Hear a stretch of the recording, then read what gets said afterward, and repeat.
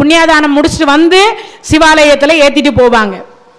அகண்ட தீபம் அப்படின்னு சொல்லக்கூடியது சிவனுக்கு முன்னாடி வந்து நந்திக்கு பக்கத்தில் ஏற்றிட்டு போவாங்க. ஏற்றுறது உண்டா? அப்படியெல்லாம் எங்களுக்கு தெரியவே தெரியாது. ஆமாம், அதுக்கு வேற சொல்லுவேங்க. அப்படின்னு ஒன்று இருக்கான்னு கண்டிப்பாக மோட்ச தீபம் ஏற்றணும்.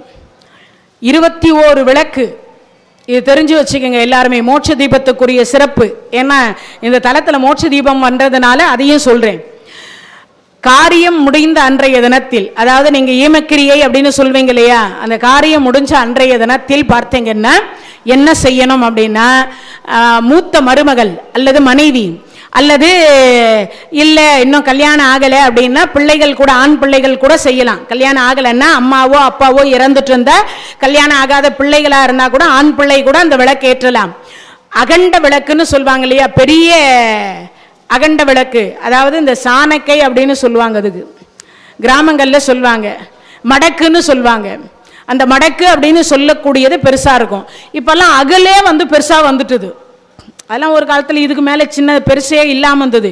இப்போல்லாம் அகல் விளக்கே பெரிய அகல் விளக்காக வந்துட்டுது. அந்த விளக்கு வாங்கி நல்லா கொஞ்சம் தடிமனாக திரி போட்டுட்டு தென் திசை பார்த்து, நான் இப்போ எப்படி உட்காந்துருக்கிறனோ தென் திசையே எல்லா திசையிலையும் விளக்கு ஏற்றுவீங்க. எந்த திசையில் ஏற்ற மாட்டீங்க? தெற்கு பார்த்து ஏற்ற மாட்டீங்க இல்லையா? ஆனால் இந்த விளக்கு தெற்கு பார்த்து தான் ஏற்றணும். இந்த மோட்ச தீபம் என்பது தெற்கு பார்த்து தான் ஏற்றணும். என்னைக்கு ஏற்றணும்னு கேட்டிங்கன்னா, காரியம் முடிந்து யார் வீட்டில் இறந்திருந்தாலும் அன்றைய இரவு 6 மணிக்கு கரெக்டாக மூத்த மருமகள் அல்லது மனைவி அல்லது மூத்த மகன் அல்லது உறவினர்கள் யாராவது ஒருவர் அந்த அகண்ட விளக்குன்னு சொல்லக்கூடிய மடக்கில் நிறைய ஃபுல்லா நல்லெண்ணெய் தான் ஊற்றணும், வேற எண்ணெய் ஊற்றக்கூடாது. நல்ல எண்ணெய் அப்படின்னு சொல்லக்கூடிய நல்லெண்ணெய், எள்ளிலிருந்து வரக்கூடிய நல்லெண்ணெய் தான் ஊற்றணும். பஞ்சதீபம் ஊற்றலாமா, நெய் ஊற்றலாமா, அப்புறம் விளக்கெண்ணெய் ஊற்றலாமா, அதெல்லாம் கேட்கக்கூடாது. ஏன்னா இது முடிஞ்சதுக்கு அப்புறம் நீங்கள் சொல்லும் போது நான் கவனம் வைக்கல, எந்த எண்ணெய் ஊற்றுறதுன்னு நான் அப்போ தான் போயிட்டு இருப்பேன். அப்போ தான் நிற்க வச்சு கேள்வி கேட்பீங்க. அதனாலேயே முன்னாடியே சொல்லிடுறேன். ஆமாம், நல்ல எண்ணெய் அப்படின்னு சொல்லக்கூடிய நல்லெண்ணெயை தவிர வேற ஊற்றக்கூடாது, நிறைய ஊற்றி வைக்கணும். அதில் நல்ல கொஞ்சம் தடிமனா அணையாமல் இருக்கக்கூடிய இடத்தில் அவர் போட்டோவுக்கு முன்னாடி தென் திசை பார்த்து முதல் விளக்கை ஏற்றிடணும்.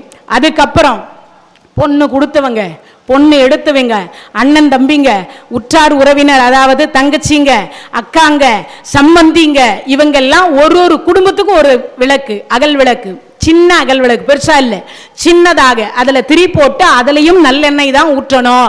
அப்படி ஊற்றி தென் திசை பார்த்து ஏத்திட்ட இந்த மோட்சம் தீபம் அப்படின்னு சொல்லக்கூடிய அந்த அகண்ட விளக்கோட சேர்த்து இந்த 20 பேரு நரகத்தில் இருந்தாலும் அன்று சொர்க்கம் இவரோட போயிடுவாங்க.